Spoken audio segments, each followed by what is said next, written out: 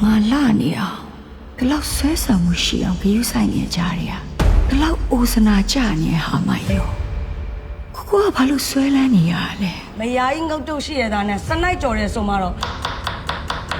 သူတို့နှစ်ယောက်ထဲအတယောက်ငါတက်ပြလိုက်ချင်တာ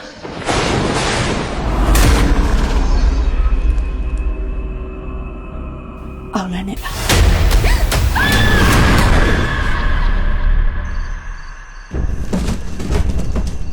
ဒီရွာလူတွေတော်တော်များများညီမေကဝေမကြီးရဲ့တားကောင်ဖြစ်ခဲ့ကြတာကိုသူစားအခုလိုလေးလုံနေရတာကိုချစ်လို့နော်အဲ့ဒီမိန်းမောင်မျက်လုံးထဲမှာကြိတ်လို့မရ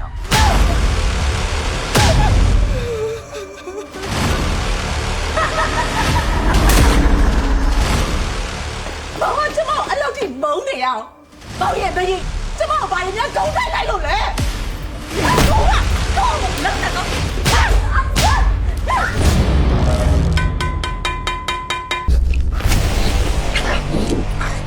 မင်းမပြောလို့အဲ့တော့ငါမြတ်သွားနေရလေကိုပြောစာတော့